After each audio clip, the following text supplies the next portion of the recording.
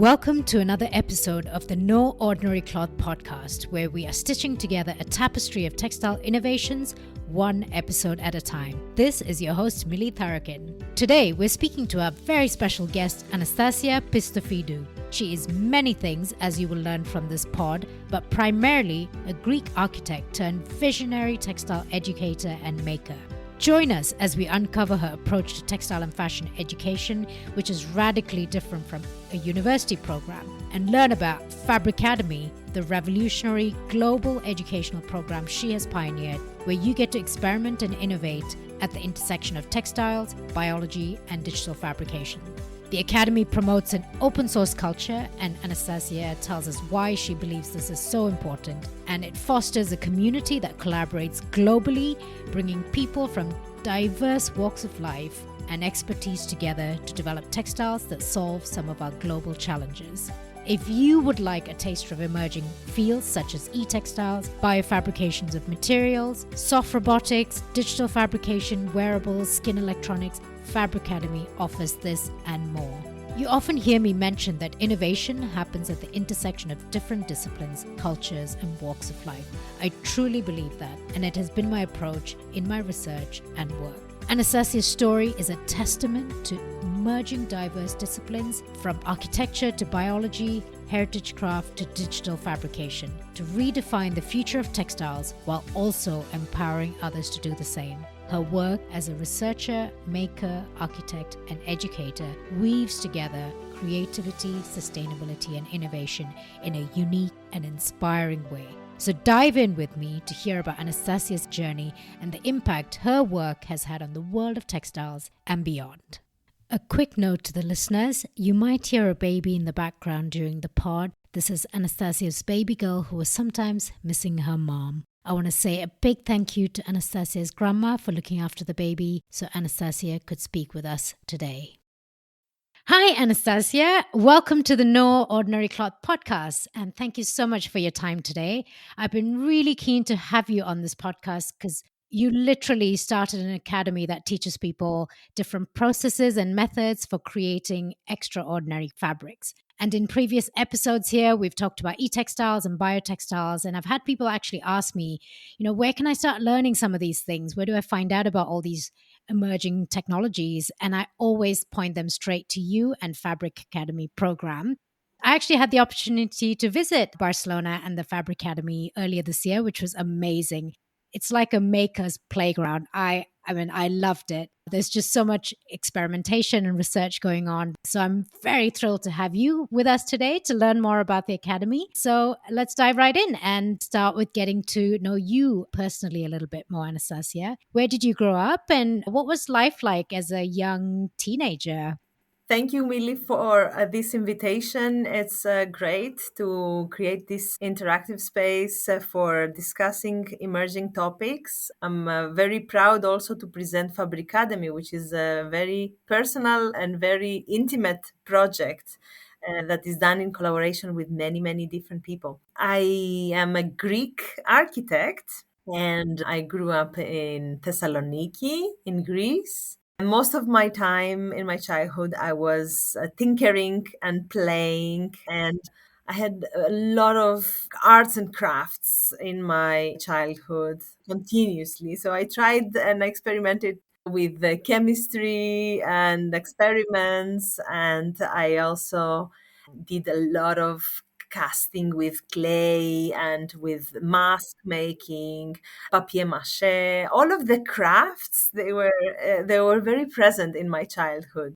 But also at the same time, I come from a family that has a very big history in the textile industry because my grandfather opened the first retail shop of fur and leather in Thessaloniki. So it's been more than 100 years business. So the textiles and the fashion industry were core into the family business. I didn't choose to continue with the retail, but somehow I made a path that puts all of the dots together and connects it through education.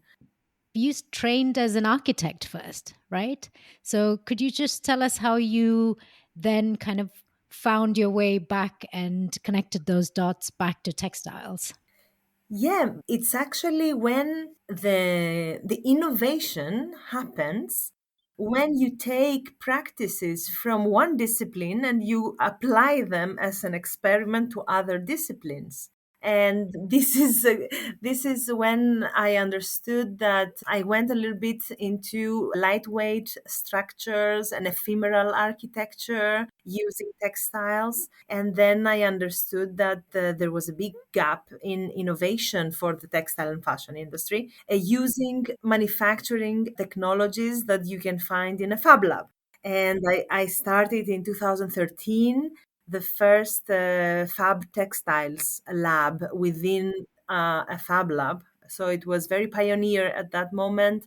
And many fab lab, because the fab lab is a network, it's a worldwide international network. There are more than 2,500 fab labs all over the world. It is not a franchise model. Everyone can actually open a fab lab, whether it is a non-profit, whether it is in a library or it's a foundation or it's a company. You can have this enabling environment. And within this context, I opened the research on textiles and later on materials, on sustainable materials. So not only what we are manufacturing, but how we are manufacturing, with which materials, where does the material come from, was a very big topic. And currently it's a big burst into different ways of designing with the material in being informed by the material.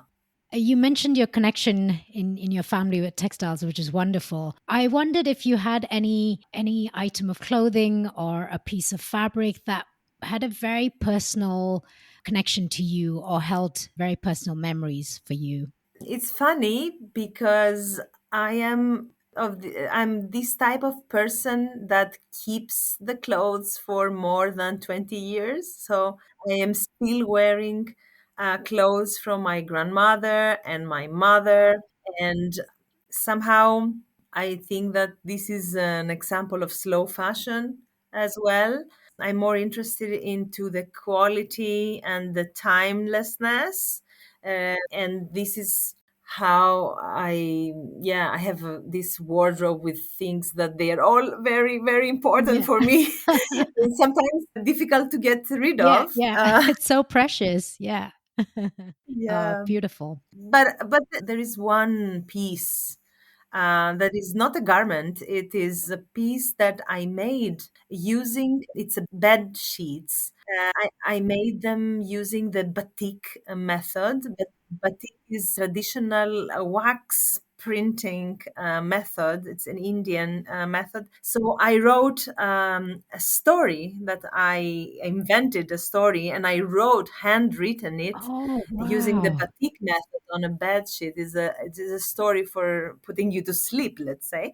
And this one, I think it's a piece that I have big feelings about because I spend a lot of time making it. Oh, absolutely. I mean, I've done batik myself, and it's really difficult because the wax is just dripping. It's like trying to draw with water, isn't it? And that would have taken up a lot of skill and time, but I can imagine how precious that is.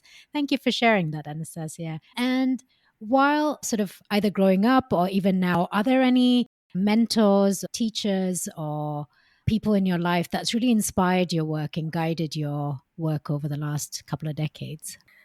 Well, I remember that most of my time in the school, I would spend it in the attic, school attic, where was this art teacher that I was very much in love with Oh, because she would make all of the different example, like she would be very genuine and very creative. And I did with her a lot of classes as clubs. So we did like fashion design, portraits, nature. We did all of these different art classes. So I think that she had a big influence in me. And then when I entered in the world of textile education, I think that one person that really influenced was Susan Lee, the inventor of bio couture.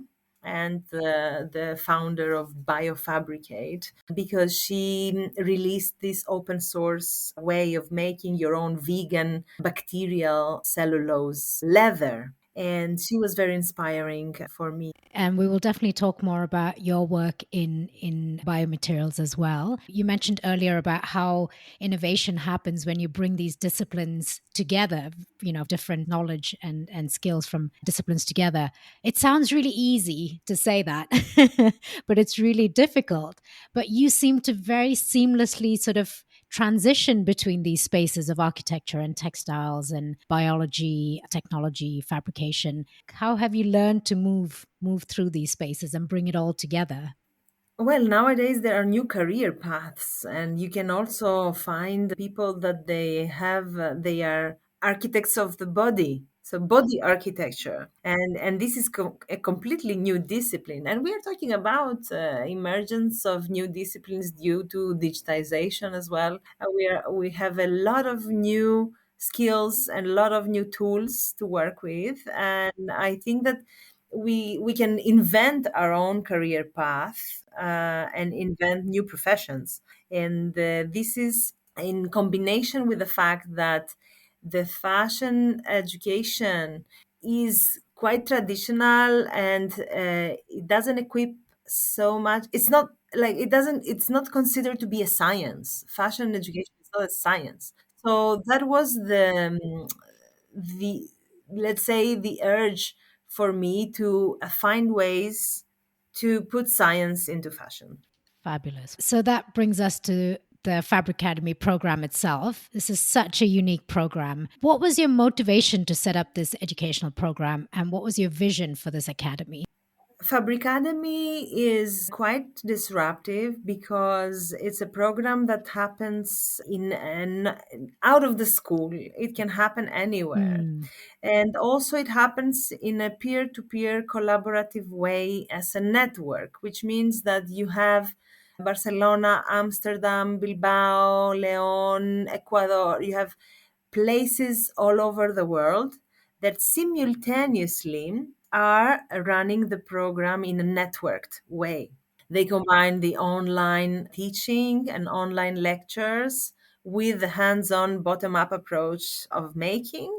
And it is part of the wider Fab Lab network and the Academy of Everything, let's say. And I think that the reasons why we established this program with Vere Basile and Cecilia Raspandi, my colleagues from the Fab Lab network, is because we thought that there was a big gap in the textile education. And there was also at the same time a big opportunity to create a program that goes out of conventional types. And it's also a program that doesn't look into ages. Everybody can attend the program. We have participants from 16 years old to 75 years old. And we say that the reason why is that if we're bringing new technologies under this denominator of new technologies, everybody is a beginner. So we can put together someone very young with someone that has already experience in the industry, and this also makes this environment very very interesting when you collide different species, let's say. And that also creates such an innovative environment, isn't it? The exchange of knowledge between people from such diverse backgrounds and walks of life. Yeah, diverse not only in experiences due to their age, but also in their skills due to the backgrounds that they come from very diverse backgrounds, but also cultural diversity because they also come from very different countries. So it's very interesting, especially the week of natural dyes that we have in the program, where you see the different colors that they can make in Brazil and the different colors that you can make in India. Or so it's Yeah. very much linked into the local culture as well. Oh, it must be fascinating to kind of run a program and just see the myriad versions of projects that come out of that very same project because it's a global network. How exciting to be an educator in that space. What are some of the courses that are taught on the program? So I understand it's a 6-month program that's run, and the first 3 months there are sort of skills and practical lessons that students learn, and the next 3 months is focused on their projects. So what do they learn in the first 3 months? Yes, in the first 3 months, we have these micro modules, weekly modules of skills. And we call it the tasting course. So you have 1 week to get introduced to a topic, to taste it, to see what you will do. And they're always combined lecture and hands-on tutorials and workshops and learning, and also programs, different digital programs like 3D modeling or parametric design. And then after you have to apply it in a small project per week. The topics, they are divided into 4 categories, so 4 research pillars. The first one is sustainability, and sustainability both in design, like open source circular fashion, zero waste fashion, but sustainability also into materials, so bio-based solutions, biomaterials, bioplastics, bioleathers, and also in the colors. We do natural dyes, but also bacterial dyes. And then also we have storytelling in the sustainability aspect, which is how you can do social innovation, how you can engage with the community. This is in the sustainability. Then we have the digital fabrication, which is within the Fab Lab network and the labs, the laboratories. You can learn skills like 3D modeling, laser cutting, 3D printing on fabrics, molding and casting, leather molding, which is very old ancestral technique. And then you have the electronics, which is the wearable technology research agenda. You have new ways of creating electronics, that they are flexible, that they are textile based, that they are close to the body, and they can augment your senses. They can be used for performers, for costume designers. We have a lot of costume designers that they are participating in the course. And then you have the innovation narratives, which is how you learn to do some grounded research, how you can make an impact with your project, what is the story around your project. So, how your ideas can become a narrative for having an impactful outcome. And these are the 13 weeks. And then after the tasting comes the main course, which the main course is the personal project development with mentorship. And it is a very made to measure program, because we have a pool of mentors, and according to the each participant, we drag from the different mentors which one is the one most, let's say, matching the topic of the participant. That means that it's a very flexible program, and every year it mutates and and evolves and changes. And how many students do you have globally in a year? How do you sort of make sure everyone's taken care of? Exactly. So it is interesting because the distributed part allows us to have very close one-to-one mentoring with the students locally. So you have local instructors, and you have around 5, 6 to 10 students per location. And then in total, you have around 50 students. So it's a small cohort. We love small because small is more curated. And we also follow up after the student finishes the program. We follow up with different opportunities according to the topics that each one tackles. How accessible is this program to people who might not have any experience in textiles or fabrication? Who are the types of students that join?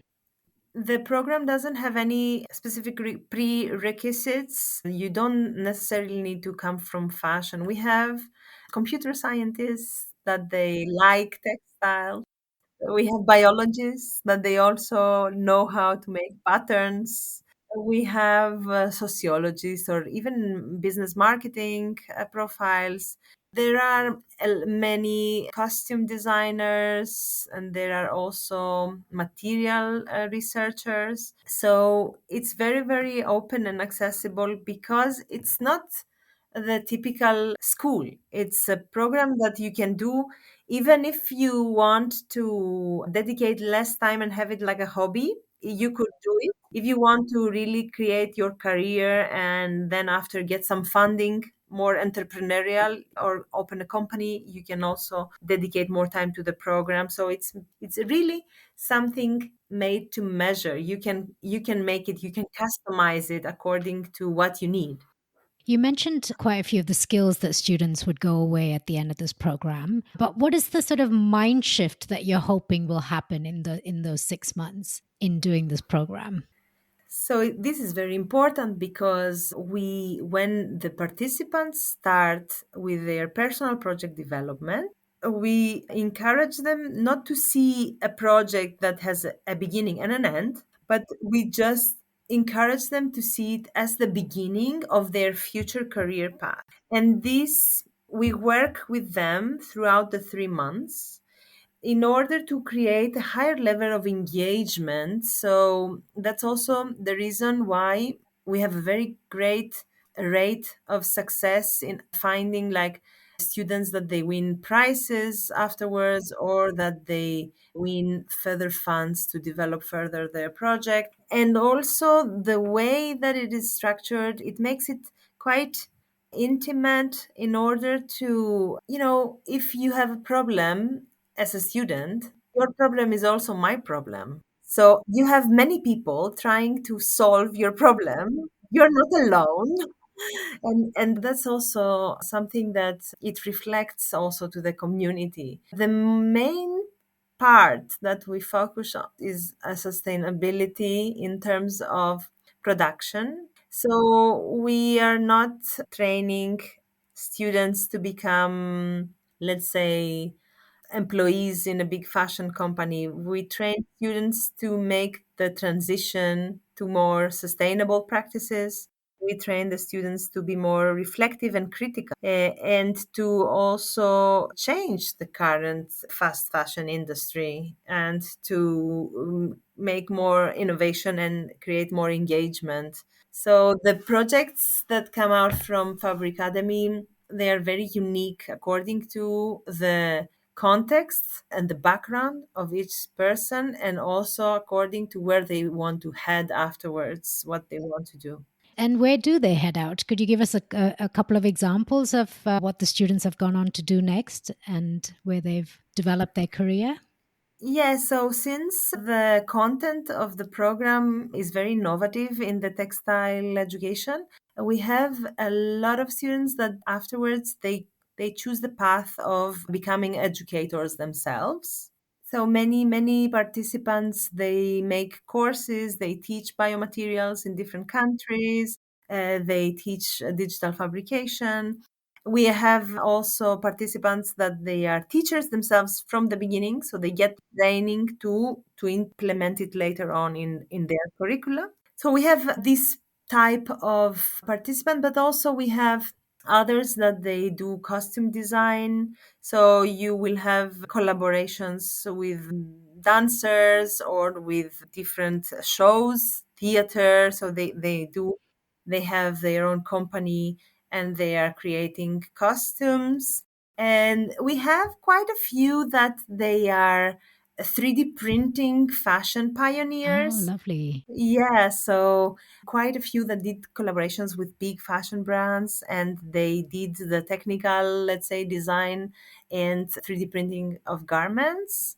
And some of them, they all also have their own brand in 3D printed fashion. And then there are a lot of participants that they are doing biomaterials for different applications. Let's say they have their own brand that is sustainable. So they have clients that ask for different biomaterials. And also we have the profile that is the profile when the participant finishes the program, they become instructors and they run Fabric Academy in different locations.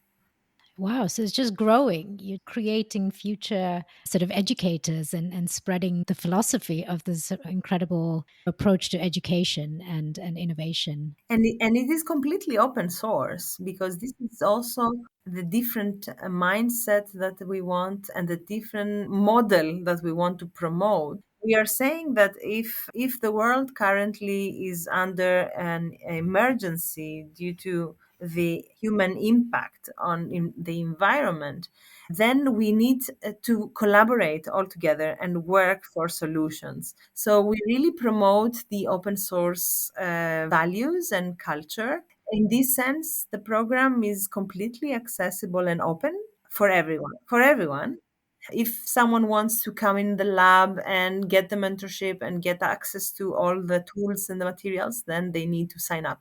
But if they want to attend it on their own or get some insights, they have all of our resources open and accessible. That is so generous. And yes, I can definitely see that open source culture is a core part of your philosophy in setting up this academy, and you do make it available for everyone. That is beautiful. It's very rare to see that these days, but yeah, it's fantastic that you do that and you're so determined to keep it that way.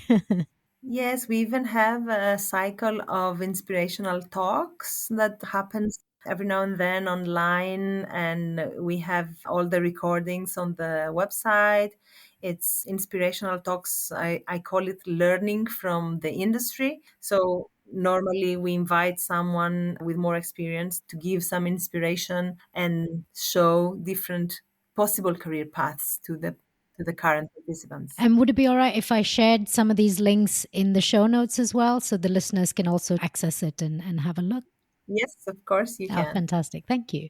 If you had to name three skills that you think students need to drive innovation, no matter what they go on to do next, what are three skills that students need for future careers? So, in terms of skills, I think that there are different types of skills. For us, the most important is the personal awareness. And I think that this is quite different from Absolutely. other educational, let's say, institutes, because we believe that it's better to equip someone with self-awareness tools to understand where he wants to go, to make it more clear. And because personal awareness brings also later more engagement into making a new enterprise, engagement into starting a startup, no, or to making a business. And what we see nowadays is a lot of great ideas from different people, but what they do most of the times is that they create an idea, they create a startup in order to be able to quickly sell it to a bigger venture. We don't want to have people selling their ideas quickly, many ideas, and selling them. We want people to engage with their ideas and create an ecosystem around it. So self awareness is driving the personal path for the students. And the way we do it is that we are not in a classroom where the student is passive and you always have to tell them what to do. It is their choice to deep dive more in the topics that they want. We are there to support and to give them more and more if they want to dive deeper. The second skill, I would say, is to be aware at least of the current trends and the current needs and the gaps, and to be surfing on the wave somehow. There are tipping points, and these are the moments where you need to be there in the correct moment to make something successful, no? So being informed and being able to contextualize and being able to also envision is also something very important. Then there are also a lot of green skills and hard skills, digital skills, that these are for us as a technical foundation. So you will have a lot of biofabrication, biomaterials. You will have 3D modeling. It's very nice to see students that they don't know how to 3D model, that they finish the course and then afterwards they can use fluently the computer as a new design language, and also programming. So these are like the hard skills that they learn. You mentioned biofabrication. Maybe I think people are quite familiar with digital fabrication. Would you be able to explain for our listeners what biofabrication means and examples of that? Yes, biofabrication is an emerging field that is coupled with material driven design methodologies, and it implies the use of biological material, whether it is man made or it is grown naturally, into the design process. So we are talking about growth of mycelium, the root part of fungi, for creating, let's say, insulation composites, biocomposites. Or we are talking about bacterial cellulose growing vegan leather, using living organism for making colors. So biofabrication could also be working collaboratively with living organisms in order to co-design. The designer nowadays doesn't is not a human, but it's an ecosystem, and within the ecosystem, we also have nature. We also have living other species that they are participating in the design and the fabrication process. Continuing on with biomaterials, you've done a lot of work in the area of creating new recipes for making biomaterials and bioplastics, right? I think you've got this open source resource called Bioplastic Cookbook and various others, which is such a great starting point for anyone who wants to kind of get cracking. And it almost feels like you can do this in your kitchen at home. Some of these recipes feels very accessible to try and create these new materials. Yes, somehow we want to take science out of the lab and we want to make it more accessible. And we also say that the difference between art and science is the fact that you are double measuring the things. And you can repeat the Yeah, yeah. experiment. So it's a little bit about our also mission to open this black box of technology and make it a little bit more accessible for everyone, and to really bring awareness through making visible how things are made. I think that at that moment in 2015, I started with the biomaterials, and we did these open source guidebooks, cookbooks, The Secret of Bioplastics, the Bioplastic Cookbook. And then I started working with food waste, and I never imagined that I would have been working with food waste for 5 years. Because it is in the concept of circular economy and also in the concept of regenerative design, using the waste as a resource. And so I ended up making a lot of projects with food waste from local restaurants. And it was a very also successful project called Remix El Barrio, developed at IAC in Fabula, Barcelona, where we also have video tutorials of the recipes working with food waste. What are some of the challenges of scaling up some of these materials? It's great to kind of experiment and find these fascinating materials that you make in a lab or at your home. But when students want to take that out and develop it further, what are some of the challenges to actually make it a material that's usable and adopted in a larger scale? Well, believe it or not, the greatest challenge for bringing these disruptive innovations into the market is the personal engagement of the participant, of the researcher, that wants to bring forward the idea to the market. Because most of the times we can do well in the laboratory environment or in a smaller scale, but scaling up looks like a big mountain that we are not ready to hike. And hiking a big mountain maybe requires some training sometimes. And the training is, in this case, coupling and making collaborations with others that they have the business aspect, or they have the production aspect more present and more into their, let's say, backpack of knowledge. And I think that in the times that we have people that they are more engaged with their ideas, it's where innovation can really happen, because the road to open a new business in general for everything is quite difficult. Absolutely, yeah. Yeah, I mean, I love that you pointed out this personal awareness as a skill. No one really talks about that. Without that, no matter what you do, it doesn't really, you don't really take it any further than your comfort zone of creating it. Yeah. Doesn't really benefit society either. I wanted to talk a bit more about your personal work in research. I know you talk a lot about the importance of crafts, and there's a sense of urgency to preserve the deep knowledge that we've gathered over, many years, the heritage crafts that we have, and they're often disappearing. And this is a topic that's really close to my heart and what my research has been involved in as well. Could you share your thoughts on the role of craft today, and how do we bring together craft and digital fabrication processes to innovate and create new materials or expressions? So if you could start with what crafts means for you and how you bring craft and digital fabrication process together. So I think that we need to look back into our history, human history, and understand that the human has always been crafting and making things.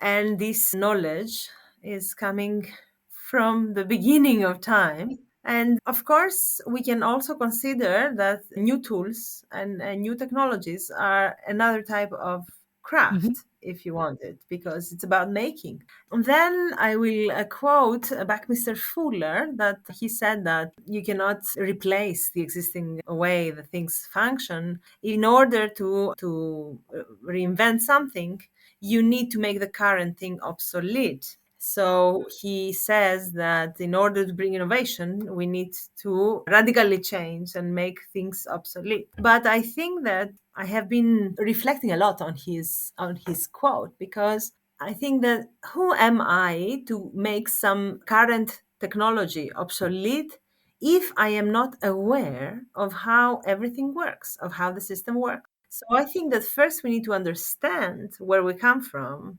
understand our heritage, our past, our culture, and then we will be able to have the grounds, to have the base knowledge in order to make the current things, the current obsolete. So I think that the craft for me is not only the ancestral, is not only the old and the manual. I think craft is making Hmm. and being able to get expertise into making something. And it implies also the contemporary tools and technology. So maybe you are 3D modeling and you are a craftsman. It can be like that. So crafts and digital fabrication, they are paired, because digital fabrication enables us to make things. But also we need to see it as a synergy, because most of the times still there is a human and computer, or human and machine interaction, and there's a co-working, and you will always need to refine or retouch or do the finishing, or the first part or the last part. So it's kind of a collaboration between technology and the heritage. It's kind of a collaboration between the hand and the machine, the human and the robot somehow. I like that you mentioned robot. I mean, there's a lot of discussion about how AI is coming in and gonna just take over all our jobs. And, how do you think this new technology that we're trying to get our heads around, how can that influence and inspire us in our making of new materials? I think that new technologies is and somehow natural evolution that is coming. We had the steam, we had the press, we have the solar energy, nuclear energy, we have AI. Is an evolution. It's a train, and we are all passengers. The problem is that we don't know who is driving. Right. Yeah. and we don't have so much also saying on where we are going. And that is my only consideration, the who to whom the data belongs, and why we are training models that we cannot have access to complete control of them. But I really believe that there is a synergy, and it's not that AI will on its own create things. It's again, it's a collaboration. It's a collaboration, and I am optimistic to consider that. Yet I am very skeptical on who owns our data, basically. But if we get that right, hopefully we can use it as a tool that can really enhance our development and design work as well. Yeah, no, it's crazy. The I think that it's the most disruptive thing that happened since I don't know 2 decades, We're all keeping an eye on it. and they are keeping an eye on Yes, that's us. right. That's more like it.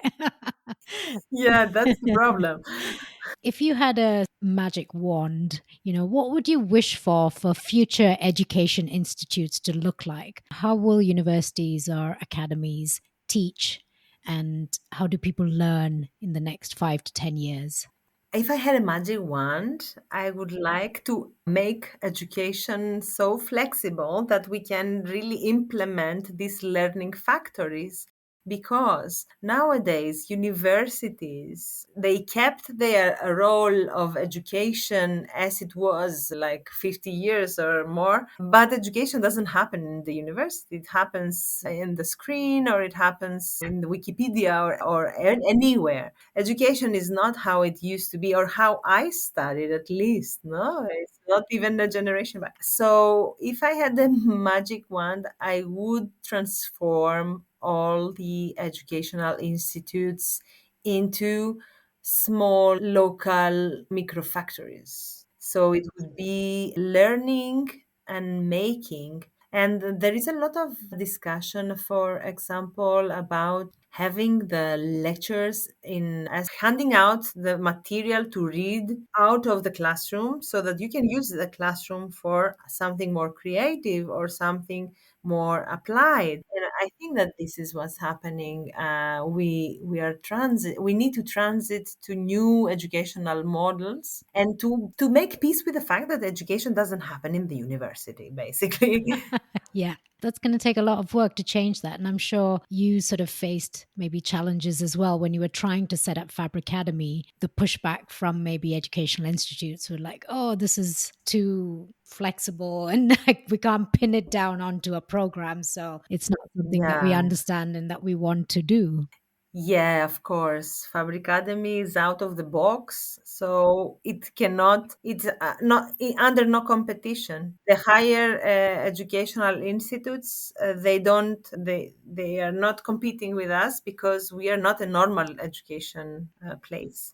But I think that also people nowadays, they should at least question what is the role of the university.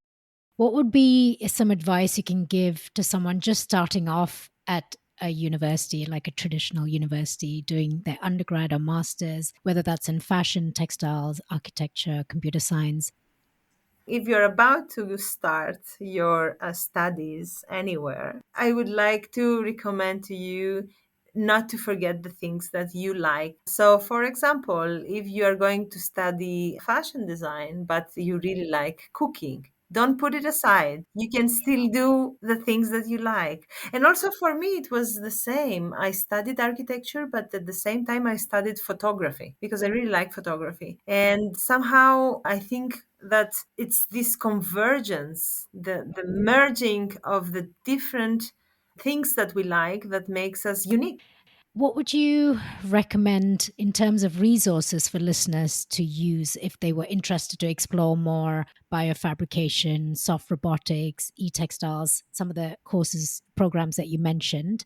Of course, your platform is available to everyone, so I'll definitely share those details. Are there any other platforms or maybe YouTube videos or books that you recommend? Well, of course, there is your podcast. Oh, so kind. Yes. So, for example, there is a nice book that is called Entangled Life: how fungi make our worlds and change our mind and shape our futures. That is very, very nice and also very personally written. There is another podcast that's called Next Generation Materials, or there is another podcast that is called Biofabrication from Fungi to Fashion. And there was also this series, I think, on Netflix, which is called Abstract, The Art of Design, that I really liked. Or another one was called A Life in Color. And then, yeah, we have also another book which is called Why Materials Matter, and one other that is called Fabrication, I think. Oh, plenty of resources for us to dive into. I love that. Thank you. And of course, there are a lot of videos of the Ellen MacArthur Foundation on circular fashion, and some also reports that they have publicly made that they are very nice. Thank you. That's really helpful. What is a project you're currently working on? What's keeping you busy? I am currently working on designing our next bootcamp. Our next bootcamp is a 5-day intensive course that happens in different locations of the world every year in the end of May. So we had one year in Iceland, the other year we had in Italy, in Milano, we had in Barcelona, we had in Paris. Last year we went in Jordan. And so I'm currently working on finding the place that will happen and also making the program, because we combine it with local industry visits and also with getting to know the community. And then I'm also working on food waste series of fashion. So making garments out of food waste and algae. This in the design part. And then I am also working in a new project that is an Erasmus Plus project, which is called Teach for Sustainable Development Goals. And it is about creating new classes and new curricula for sustainable design in textiles. Full plate there. And a little one to look after as well. The very purpose of starting this podcast was to sort of share about how important it is for different disciplines and different expertise to come together to create innovative and new textiles and fashion and fabrics. And for me, your academy and your work really embodies that and encourages and teaches people how to do that. So it's such a privilege for me to have you and to just learn about your thinking behind why you've set up this program. I love it. So thank you very much. Thank you so much for inviting me. What a fascinating conversation. There was so much more I wanted to chat to her about. But for this episode, I thought I would focus on Fabric Academy, but hopefully I can have her back to dive deeper into the intersection of craft and digital fabrication, which is an area I'm super passionate about. Her eagerness and desire to nurture an innovative approach in others is truly inspiring, and the impact she is having globally in textile innovation is an incredible achievement. I absolutely love her interdisciplinary and open source approach to solving the big challenges we face today. I believe we all hold a piece to solve that puzzle, so it's critical that we share our knowledge and expertise with a wider community and solve that puzzle together. If you're interested to find out more about the Academy and its program, check out the links in the show notes below, and feel free to reach out to Anastasia as well if you want to find out more details or pick her brains about the wide range of work that she does. I absolutely love doing these podcasts because each of these conversations are so energizing and informative, learning about the awesome people who are shifting the textile landscape. One of my dream projects for 2023 was to start this podcast, and I'm deeply thankful to the guests I've had on the pod, as well as each of you, my listeners, who've been so encouraging and supportive. It's been a huge learning curve for me, but it's totally worth it, and thank you for being part of this adventure and shaping this podcast together with me. I would love to hear from you, find out who you are, what you enjoy doing, and what you've enjoyed and not enjoyed about these episodes. Your thoughts and feedback mean the world to me as I plan to bring you more rockstar guests that are changing the textile landscape. So please do connect with me on No Ordinary Cloth via Instagram or email me. Contact details are below. I would love to know who is listening in. Sadly, this is the last episode for this year, but Join me in 2024 for more inspiring stories as we continue to stitch together a tapestry of textile innovations, one episode at a time. Wishing you all a sparkling holiday season, and may the new year be a bright one. This is your host, Millie Tharakin.